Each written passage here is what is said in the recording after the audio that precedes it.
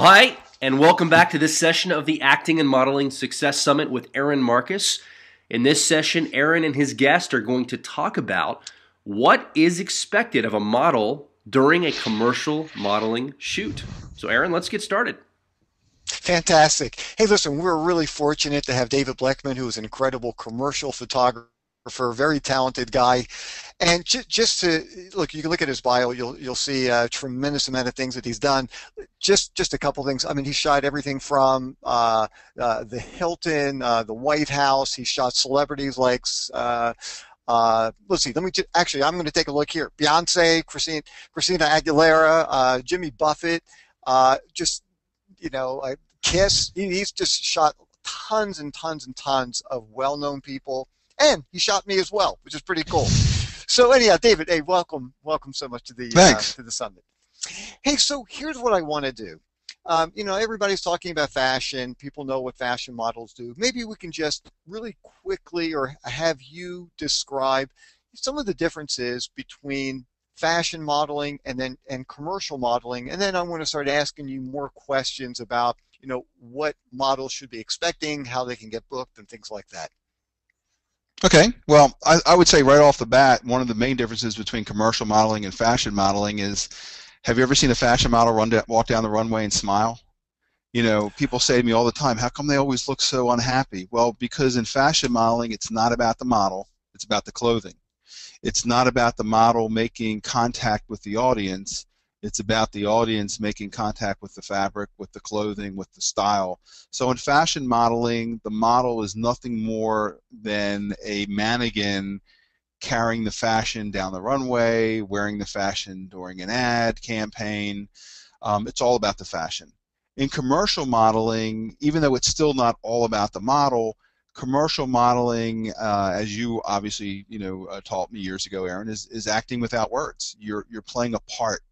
And with commercial modeling, even though it is a single snapshot in most cases, you have to be able to convey an emotion, you have to be able to convey a feeling, you have to be able to maybe set the context. So there's a little bit more acting involved in commercial modeling, because in a single snapshot or in a series of a few pictures, you have to convey to your audience what you're feeling, what you're doing, what you may be trying to accomplish. Where in fashion modeling, you're simply a mannequin carrying the clothing down the runway, or something that we're hanging the clothing on for an ad. Yeah, and the thing that's also so cool with commercial modeling is that you just see us everywhere. I mean, we're on billboards and posters, on the sides of buses, on the internet, on junk mail, brochures, and also you can be any age. You can be an infant, you can be in your 90s, and still work as a commercial model.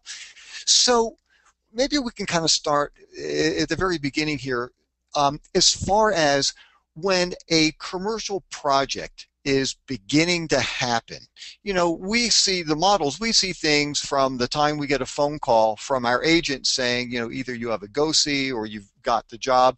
But from your perspective, because you see things way before we do. I mean, I'm like the last person to even hear about the job. How does the job develop? Who comes up with the idea? Who gets in touch with you? Maybe you can just shed some light on that for us. It's an interesting question, and there's no one single answer, because there was a time where almost every manufacturer or every distributor or anybody that needed a commercial ad photograph, they would get in touch with an ad agency. An ad agency would then maybe get in touch with a model agency, give the model agency the demographics of what they're looking for as far as the type of people, and then I simply get a phone call to maybe bid on the job, and if I get the job, I'm provided with the models, the location, and everything else. There's other instances where a client may contact me directly, and they may not go through the ad agency. The economy sometimes dictates the process. Just like there was a time where people would go get business cards printed for maybe 75 bucks, 1,000, and now they'll print them themselves at home because they could save a few bucks. Every industry is pretty much the same. There are those that will go a professional route most of the time and go through an ad agency that goes through a model agency, and there are times where a client may come to me first and say to me, this is what we're looking to do.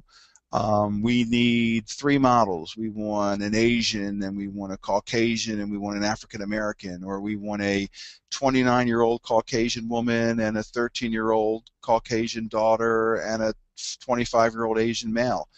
And they'll see who I know that's available first. So sometimes I may get the flexibility of choosing, or at least providing them with talent that they can choose from. Other times it's totally out of my hands. And I assume that sometimes, like you were talking about economics, it's, I assume the less people you have involved, the more economical it can be. But I would think that sometimes they would contact you directly for two other reasons. One is they trust you and they know that you have worked with so many different models that you would very easily be able to find the right person for the job, and you could do it faster because for you, they're not like 10 different steps that have to that you'd have to go through. Basically, you would just make a phone call or send out an email saying, hey, look, I think you'd be perfect for this job. We've worked before. Are you available? And it's funny you say that, because back in the days where they were shooting West Wing here and some of the other television series, there were certain casting agents that would actually come to me to say, who do you know that could be a doctor? Who do you know that could play a cop? Who do you know could be this? Because sometimes their talent pool wasn't as big as what I had accomplished over the last 35 years. The other thing is that I'm a little bit different when I choose who I'm going to work with, especially models. Looks is number 4 or 5 on my list. It all starts with reliability, then responsibility, then how accessible they are, and then how respectful they are of the people that's trying to give them work. And then looks is number 5. So my talent pool, everybody has to have a way of weeding out who they're going to work with. Casting agents, model agencies, commercial photographers like me, acting coaches like you, we get comp cards, we get headshots, we get things sent to us all the time, and you can't work with everybody. And my system for deciding who I'm going to work with or who I'm even going to keep on file starts with the first 4 things I mentioned: reliability, responsibility, accessibility, and respect. And that's where it starts. So I think when people come to me looking for talent, they know that I'm a little bit more, some people may use the word arrogant. It's not an arrogance, it's a filtering system, because everybody wants to work with good, reliable people. And that's the people that I keep in contact with. So when people come to you, because not only will you cast and shoot models for ads, but you also do test shots Do a lot of training for models as well. So I would assume that in some ways you are even more desirable than other photographers who really might not have an opportunity to really hire somebody. So I guess if somebody's looking for a test shot, it's almost like a little introduction to somebody who could potentially get them a paid gig in the future. Right. And everybody that I work with, every model that I test with, there's an education process, because they don't all know how to pose. They don't all understand hand position, feet position, leg position, knee position, head position. So when I'm working with somebody, whether it's the first time they're modeling or whether they've been modeling for years, I'm going to try to help them have a better camera presence. I'm going to try to help them have a better understanding of what's involved or what's needed in commercial modeling. And I would say where most people lack is education in posing. And I would say the number one thing that models need to work on is expression. The hardest thing I find is for me to get people to be able to express themselves or to put forth the emotion that we're looking for. And that needs to be practiced, as you know. So let me ask you, because I hear this a lot. People will say to me, I've always been interested in trying to do some kind of modeling, some kind of commercial modeling, but I just don't look good in front of a camera. I mean, whenever we've done, family shots, I never look comfortable. I never look realistic. And what I tell them is, look, there are some, specific techniques that you actually can. I mean, those are things that I teach, things that, in my book. So when somebody comes to you, let's say somebody who perhaps really hasn't done very much, and if they are in a position where they can actually open up and say, look, I really need some help because I just don't know how to relax. What do you actually do with a model to get them to give a more genuine kind of look? In most cases, it's meeting with them ahead of time. It's meeting with them at a coffee shop a week prior, a couple of days prior, a month prior. I try to meet with as many of my subject matter as possible early on. So they're not just meeting me for the first time when they walk into the studio. We discuss things. They know my personality. I know their personality. I may know a little bit about them. I may know that they have kids. I may know that that they're into snowboarding or they like to travel, and I can take all this information and use it on the set to try to get them to relax, to have a conversation about their kids, have a conversation about the last vacation they took. We have a saying in the photography industry that anybody can take a picture of what somebody looks like. A photographer's goal is to take a picture of what somebody is like. And if you don't know the person or you haven't had time to spend talking to that person, even if it's just an hour before the shoot, same day, that makes a big difference. Rapport is huge in getting somebody to relax, getting somebody to trust you. A new model comes on the set. She doesn't know if I shoot fast. Do I shoot slow? Do I yell? Am I arrogant? Do I think I know everything? Do I not believe in teamwork? Is it all about me? Or am I there really trying to get the best image of them, helping them relax? The pace is slower. We have a conversation. I give them tips. I help them along the way. So that rapport is a huge part of it. Yeah, I would tend to think that if somebody's not feeling comfortable with you, or not with you, but with any photographer that they're going to, it's going to be impossible to get great shots because, I've always found that sometimes you can fool some of the people in the room during the session, but you're not going to fool the camera. And if you are feeling uptight and nervous and there's a lot of tension, it comes through in every photograph that you take. So I guess one of the things that would also be really helpful for people to hear is, let's say, they're setting up their first meeting, which I think is a great idea. And I think I realize it's in your best interest, but it's also very generous of you to be willing to spend the time working with people prior to, actually working with them. What kinds of questions would you like to hear a model ask you prior to saying, okay, I want to shoot with you? First of all, going back to what you just mentioned about me taking the time to get to meet the people and talk to them, as a photographer, that shot is my responsibility. So it's actually in my benefit to take the time out of my schedule to meet with the talent ahead of time and to get to know her better.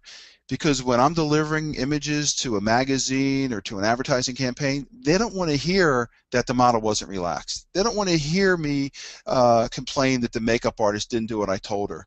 They don't want to hear that. I'm the photographer. I'm responsible for the final image. I'm the one that's either getting paid or not.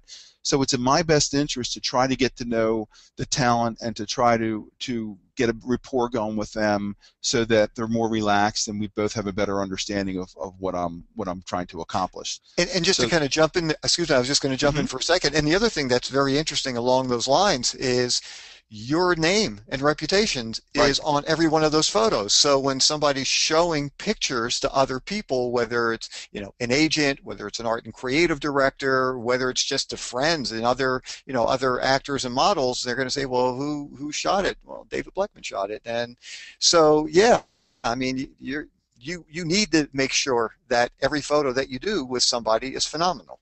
Right. Or the best you could possibly do. And I've never shot my best picture yet, and hopefully I won't till the time I take my last one, because you're always striving to get better. But to go back to your original question, what do I want to hear a model ask me? It's more, what do I want to see from the model? And what I want to see from the model is I want to see that she can return an email pretty quickly. At least within 24, no more than 24 hours. But I want to see that if a model emails me today and wants to learn about how she can work with me and I write her back, I don't want her to respond to me 3 days later. If I call a model and I leave a voicemail for her, I expect to get a call back either that day or the next morning. This is such a time-sensitive industry. And I can weed out 99% of the models that want to work with me based on the fact that they don't return emails promptly, they don't return phone calls promptly, and that goes back to one of the 4 qualities I look for, and that's accessibility. So it's not so much what they ask me. I want to see them show up on time. I want to see them return my phone call. I want to see a hunger. I want to see an eagerness, because you can send me 100 beautiful women and I have to find a way to filter them out. And it's easier for me to eliminate them based on the fact that they're not eager, they're not hungry, they don't return a phone call, they don't return an email, they don't show up on time, than it is for me to decide who I'm going to work with. Most people eliminate themselves. They really do.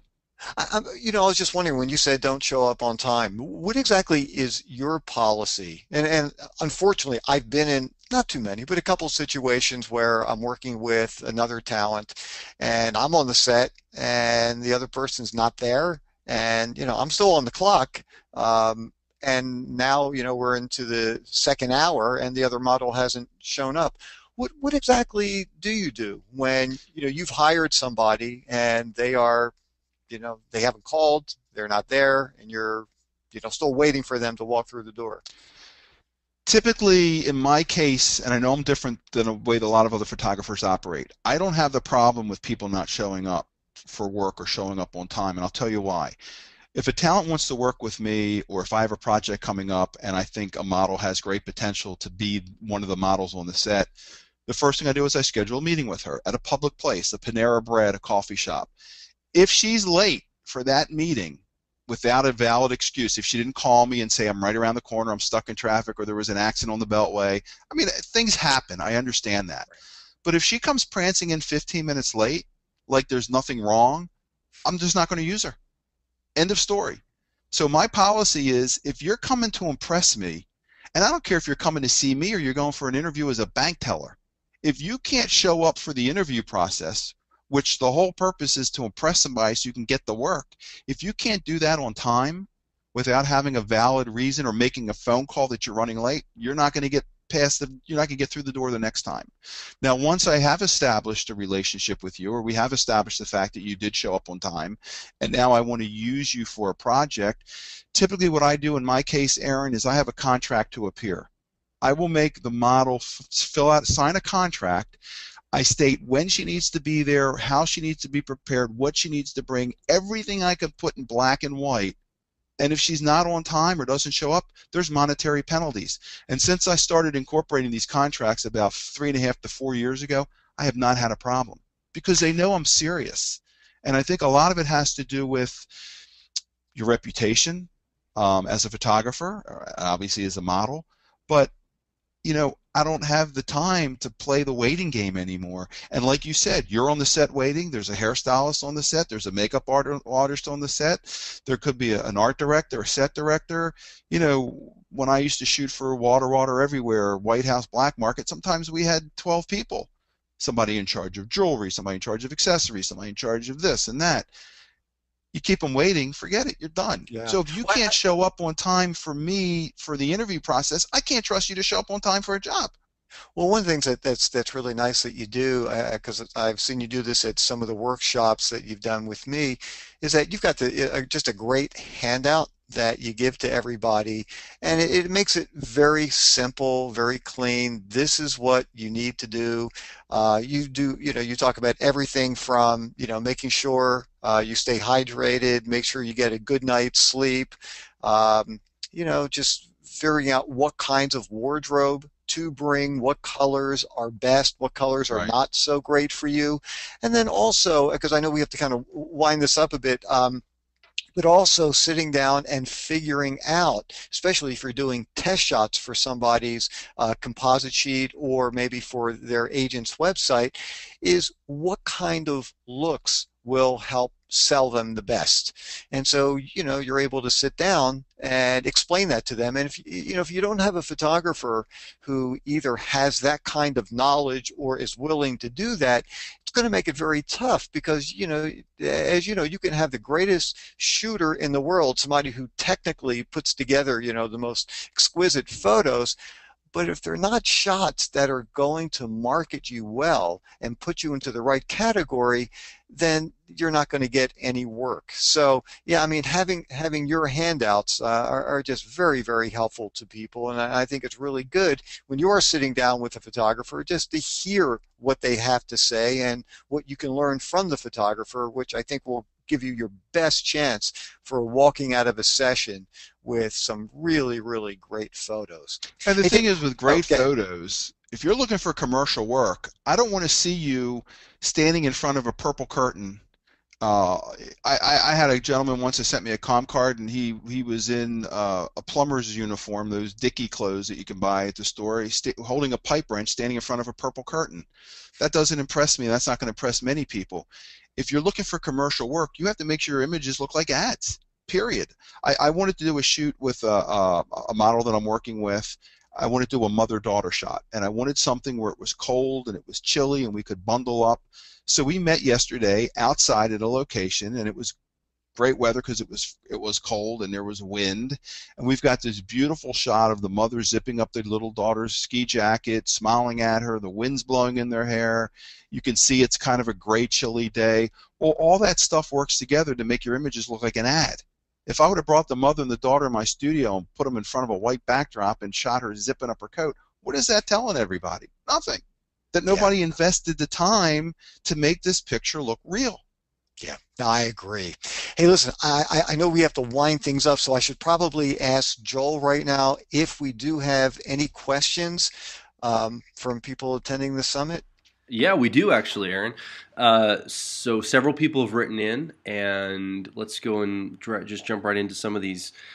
Phil from Boston, Massachusetts says, I just moved to the Boston area. How would you recommend I try to find a good commercial photographer to get some great test shots for my new comp card? Well, first thing, obviously, are search engines. You can search for headshot photographers. You can search for commercial photographers. There are a lot of directories online, and there's so many of them. I'm not even going to mention one because they're out there. You can Google or go to Bing or go to your favorite search engine and do a search on model message boards. You can even search on photographer message boards. But assuming you go out there and you do a search, which isn't hard to do, and you start finding photographers in your area, the next most important thing is to look at their work, because that's really going to say a lot. And if you go to their headshot section, they have 6 pictures, move on. You want to look for somebody that's working on a continual basis, that's proud of their work, that's going to have a decent sized portfolio for you to go up and make an intelligent decision as far as who you want to work with. So I can't imagine starting over without the internet. I mean, imagine starting a business today without the internet. Getting involved in modeling or acting or photography or anything, the internet is such an incredible tool. Use it. Use Facebook, use social media to ask other people who they're using in the Boston area. I mean, everybody loves to chime in, good or bad, about experiences that they've had in any industry. And just on a little side note to that, if you happen to hear of some kind of negative comment about somebody, don't necessarily think that the person really isn't very good. Look, there can always be one disgruntled, person out there who really can make life pretty difficult for people. So, check things out very carefully. And just another quick idea is I would also ask a number of different agents in the area. And not necessarily just one, but I would go to a number of the agents, and there are tons of them in the Boston area, and just ask them, who are some of the people that they would recommend. And if certain names keep popping up over and over again, like David said, check out their website. And even if you don't know anything technically about photography, you're going to be able to look at the photos and see, yeah, these people look good. They're interesting. There are very interesting expressions. So anyhow, I think that's just another way of going about finding photographers, and best of luck to you. Okay. Angie from Egypt says, do you think there's much commercial modeling work for me in Egypt, or do you think I will need to travel to other areas for work? What is your opinion on Egypt, David? Well, Okay, well, you're not going to believe me, but I just got off the phone today with a photographer from Cairo, Egypt. I've had this guy that he's actually come to Maryland to train with me. He's cruised the Caribbean, the Bahamas with me. Do I know the Egyptian market? No, but at least I know one photographer that I can refer you to. But I'm sure there's modeling work going on everywhere. I can't tell you what the Egyptian market is like. But again, it's all about research. Everybody has the internet. Do your due diligence. There's so many ways you can go out there and do your homework and check and see what might be available. Yeah, I agree. I mean, I'm really not familiar with that particular market, but certainly there are many countries not that far from you that I'm sure also have different types of modeling work. So yeah, like David said, you just have to do some research and you can easily find out what's going on.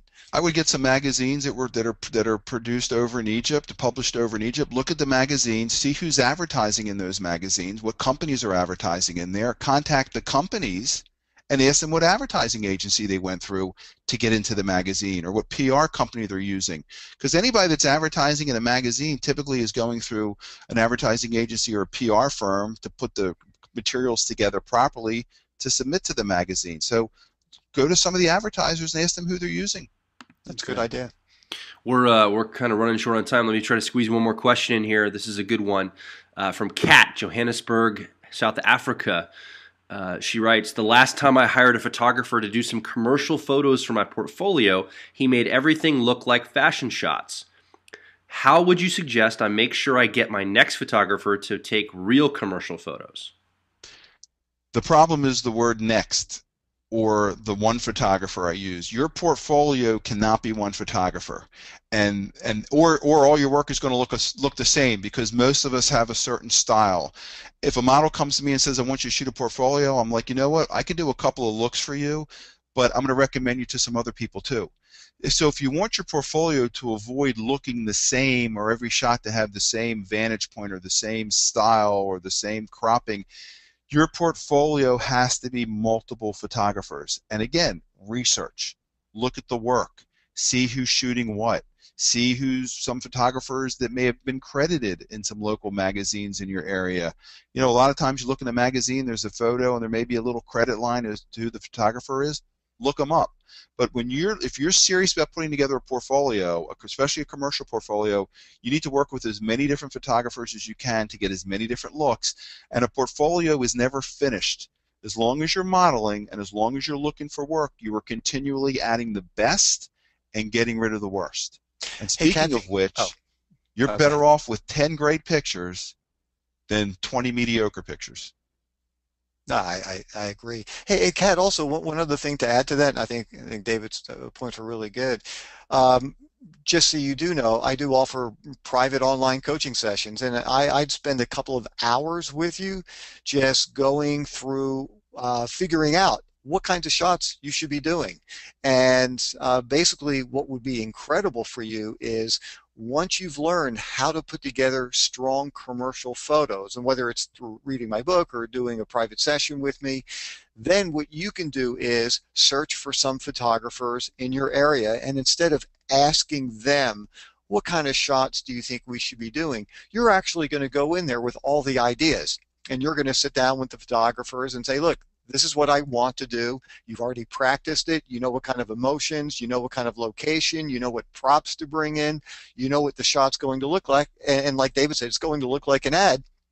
So basically, you are going to create these shots on your own without needing to have the photographer tell you everything. Let the photographer work on the technical aspects of the shoot. And certainly, I'm not saying don't ask for ideas, but when you know exactly how to create the strong commercial shot, it's going to completely change how you do your next sessions. Fantastic. Guys, we're out of time. David, thank you so much. If we didn't get to your My question, pleasure. Aaron's going to be here at the end of the day to try to answer as many more questions as he can. So please just watch for instructions on how to submit that. Take a quick minute or two break, and we'll be right back here with the Acting and Modeling Success Summit with Aaron Marcus. David, thank you so much. My pleasure. Good luck, everybody.